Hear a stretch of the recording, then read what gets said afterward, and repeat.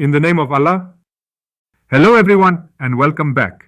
In this lecture, I will be discussing the third protection scheme, known as the neutral ground scheme. This scheme detects ground fault currents using a current transformer that is connected to the grounding resistor conductor as shown in the figure.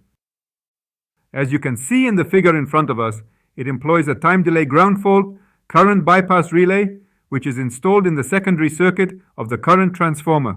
The primary winding of this transformer effectively acts as the grounding conductor for the neutral point of a generator, power transformer, or zigzag grounding transformer. Now, what makes this method different from the previous two schemes? The key distinction is that it does not require high currents for relay operation. Instead, the relay can function even with relatively small fault currents, meaning that there is no need for current transformers with high transformation ratios. This is one of the main reasons why the neutral ground scheme is widely used in medium voltage systems. To make this concept even clearer, let's summarize some key points regarding small resistance grounding methods and how they impact protection system performance. 1. The neutral ground scheme is considered the best method for small resistance grounding. This is because the relay's sensitivity depends on both the current transformer's transformation ratio and the minimum expected fault current within the protection zone. By using this scheme, a relay sensitivity of about 10% can be achieved with a low transformation ratio, around 50 amperes to 5 amperes, and a relatively small ground fault current of about 50 to 150 amperes.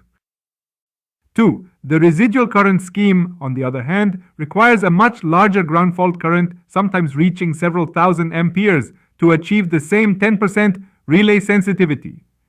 This is because the current transformers in this scheme typically have higher transformation ratios, which help prevent incorrect relay operation due to factors like load overloads. As shown in the figure in front of us, these transformation ratios are typically set at 125% of the full load current to 5 amperes. 3. Another key advantage of the neutral ground scheme is its effectiveness in protecting motor windings. When a grounding resistor is used to limit ground fault current to around 100 amperes, 95% of the motor windings can be protected. In contrast, achieving the same level of protection in the residual current scheme would require a grounding resistor designed for 2000 amperes, making the neutral ground scheme more efficient. 4. The residual current scheme becomes less effective as the motor's rated power increases. This means that for a given grounding resistor, the percentage of motor windings protected decreases as the motor size increases. However, in the neutral ground scheme, this percentage remains independent of motor size, making it a more stable choice for large motors. 5. A common practice in small resistance grounding protection is to keep the ground fault current within 20% of the symmetrical fault current. This helps to maintain acceptable load overreach limits. 6. Properly grounded systems with small resistance usually do not experience transient voltage overshoots. However, if the grounding resistance is too high, it may reduce the ground fault current below the capacitive charging current, which could lead to transient voltage issues. 7. Surge arresters can be used for voltage surge protection in medium voltage systems.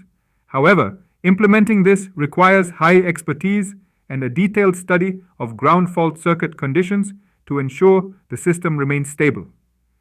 In summary, the neutral ground scheme is a highly effective method for ground fault detection and protection in medium voltage systems, offering significant advantages in terms of relay sensitivity, motor winding protection, and overall system stability. Thank you for your attention. See you in the next lecture.